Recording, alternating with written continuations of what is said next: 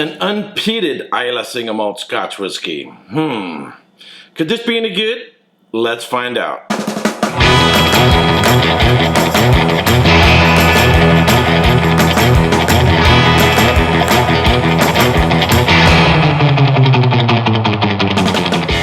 Welcome to another episode of Erik Wait Whiskey Studies, and in this video I'm going to do a review of the Caol Ila 15-year-old unpeated Islay single malt Scotch whiskey.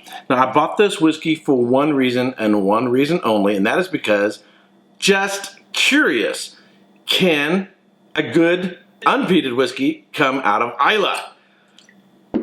I was a little reluctant given the price of this bottle, but then when I saw the ABV, I said, yeah, I gotta try that one. So before I get into this, here are my notes. Caol Ila 15-year-old unpeated Islay single malt Scotch whiskey. This bottle was distilled in 2003, bottled in 2018.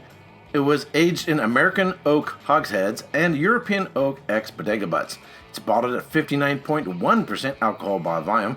Price range is anywhere between $110 and $170. I paid $130 in the United States. Alrighty, so as you can see, I've got it fairly well down below the shoulder. And when I did an uncorking of this, I was actually impressed right away. It sort of immediately from the neck, exceeded my expectations.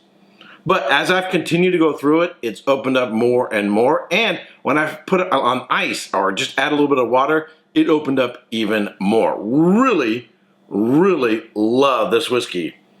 So on the nose, I get peach cobbler, apple pie, cinnamon, baking spices like cinnamon, nutmeg, loads of vanilla, lighter caramels, and butterscotch, more like butterscotch candies.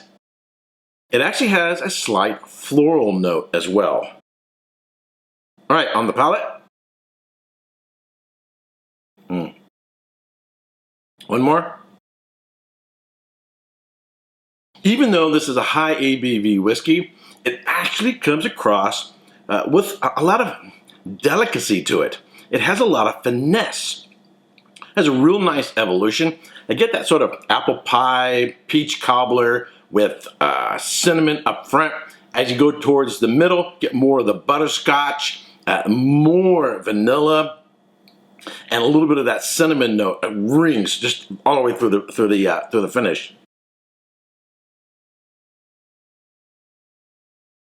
It also seems, it's hard to, I don't describe whiskeys this way, it seems very bright, very fresh, very lively. This is an absolutely superb whiskey. Love the evolution, love the development on this. Love the layers of complexity to it as well. And at this high ABV, you can add some water to it and it'll open up even more. And we're heading into warmer months. Probably when I first got past the shoulder, it was like 95 degrees, really, really warm day. So I put it in a rocks glass, put on a couple of rocks, put a couple ice cubes in. The temperature dropped, which was really, really, really nice. But at this high ABV, it can definitely take it.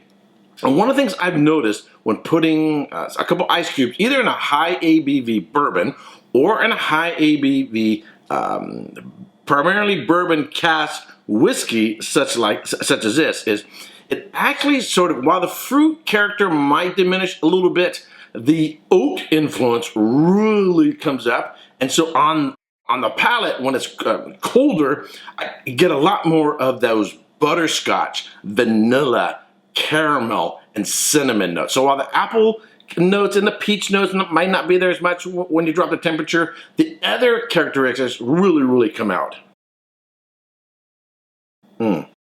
Absolutely superb.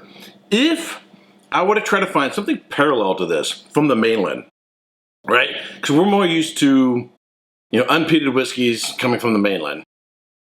I would probably definitely go into Highlands, potentially Speyside, and the one distillery that sort of comes to my mind is Glenfarclas. Or if Cragganmore, which I've been to Cragganmore, I've had the 12-year-old, tasted a number of their whiskeys, higher ABV whiskeys at the distillery, or maybe a little bit more like Cragganmore.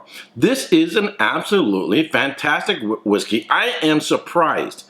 It's exceeding my expectations. The price, yeah, the price is up there. I wish it was $100 or less.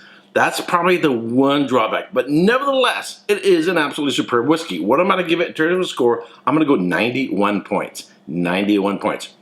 It has enough development. It has enough variation. It has enough complexity. I like the fact that it takes on a completely different character when you put it on ice. In fact, I've noticed also with some high ABV bourbons and high ABV scotches is not only do some of the more of the oak characteristics come out, but the texture can actually change. It seems actually sort of thicker and heavier and weightier when you drop the temperature. And I found it on ice, actually refreshing and absolutely delicious. Almost like you're sort of drinking butterscotch ice cream. Exactly what it's like. It's like drinking melted butterscotch ice cream. Absolutely fantastic. Alrighty. Hey, if you are one of my patrons, I want to thank you very much for your support. And if you're not a patron, consider, hey, a couple times a week, I do behind-the-scenes videos, reviews, and stuff like that. Available if you're, only $1 a month to become a Patreon.